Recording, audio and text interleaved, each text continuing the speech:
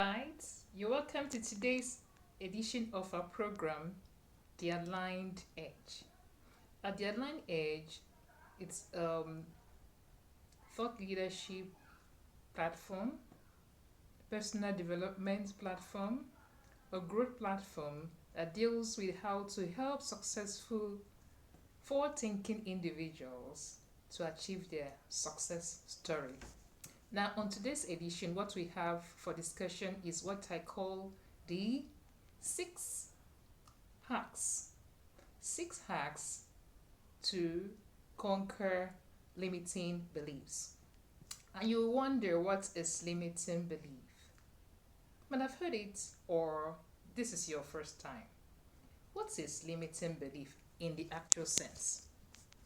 Limiting belief is simply those negative constructs that have been registered in our subconscious mind over time, and they actually clog the wheels of our movements.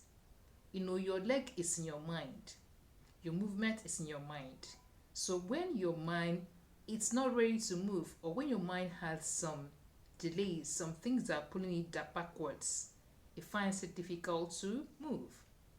Now, I also define limiting beliefs as negative thoughts, negative perceptions that hinder growth, negative perceptions that hinder development, that it can hinder your personal growth and development, or your professional growth and development. All right, so let's get straight to the meat of the day. Right, so if we say limiting beliefs, how do we conquer them? Having understood what limiting beliefs are, okay, let me give you an example. An example of limiting belief is what An example of limiting belief is what people normally say. Like when children are small, some parents will tell them, you cannot dance, so sit down. You know, such things forms in their subconscious, and anytime they are in a place and they are called to dance, something will just tell them you cannot dance. Don't even try it. Okay, sometimes limiting beliefs are a function of past experiences. Maybe you fell down somewhere as a child. You had some terrible trauma as a child growing up. Those things registered in your mind, and each time you have encounter with something that looks like that, you know if you anytime you have encounter with, or you come around that area, that point in your life where you fell severally before, you find something telling you, are you sure you're going to make it? You might fall again. Are you sure? Something to tell you like, you're not sure, you cannot do this thing. And sometimes it will be in planning. Some people cannot organize themselves well. They want to plan something, to tell them, you can't do this thing, forget it. The other thing will be telling them, even when they have planned everything, they say, you have failed before, you can't get this thing, you don't know how to do it, you're not good at this. Yes, you're not good at marketing, you're not good at content creation, you're not good at this, you're not good at that. So the sources of limiting belief could be lies that you are told growing up. Okay, the beliefs you had while growing up. Okay, they could also say that people like us, they are not tall. People in our lineage, they don't grow tall, they don't attract the right kind of person in marriage. That people in our lineage, they have problems with businesses like this and that. When they go into this business, they have problems. These are negative constructs, and when you don't take time, they get registered in your subconscious mind, and they begin to manipulate you, like serious manipulation. Each time you're about to move, something will be drawing back, and that is it. It forms a clog in your wheels, like a stronghold that will resist your movements anytime you want to move. So today we are looking at, how do we conquer this evil? Like, how do we deal with it? So the first step in dealing with limiting beliefs is to identify them.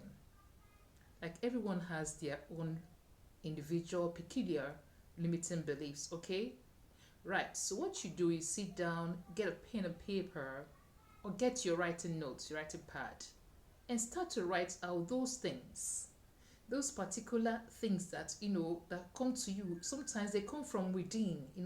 Sometimes they come from external forces around. They'll be like, are you sure you can do this thing? Sometimes you're pushing a project in a company, in an office, in a business area, and someone comes up to you later in the evening and say, "Ah, Kemi, are you sure you can pull through this? Are you sure?" Because I'm thinking the way this thing is going, I'm thinking you might need to step down. You know, as the other time somebody will say, "Ah, because the other time I tried to do this way, it didn't work. Are you sure you can do it?" So at that point, the person is already forming a limiting belief to you, and it's an external force. So at this point of identification, you sit down and write down all those things that are hindering you from taking the leap, all those things that are standing in your way from, tearing down the mountains. Write out all those things that are, that are saying to you, you can't get there. You can't. All those things that are like, Jericho walls to you. They say you can't pass, you can't cross beyond this place. So you sit down and write them down. And when you have written them down, you begin to also look for supporting evidences, right?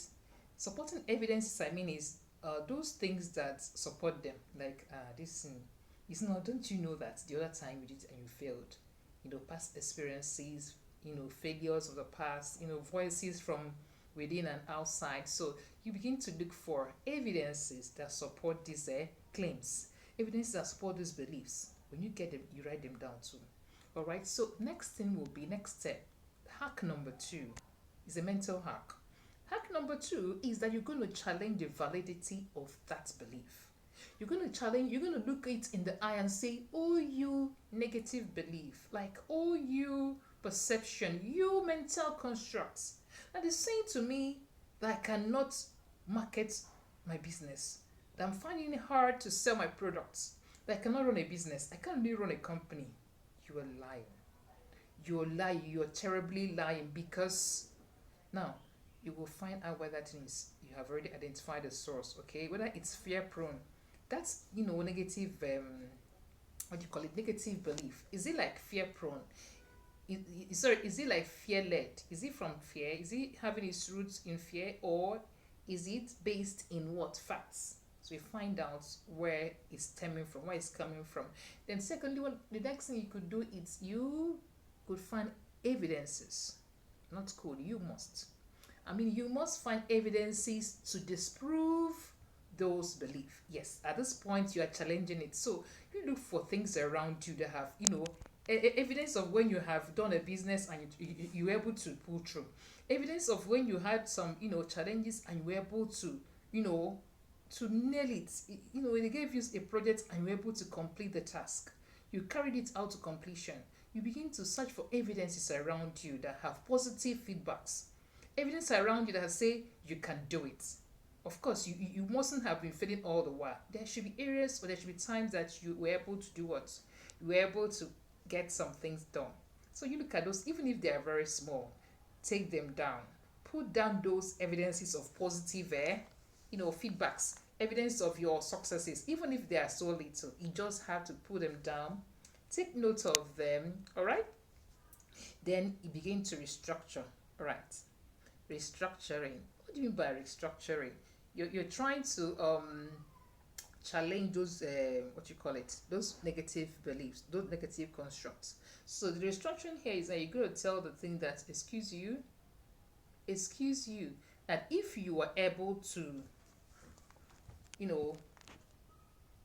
pull through a project that you actually headed, you supervised a project, and it was actually very marvelous. It came out very fine, very fantastic.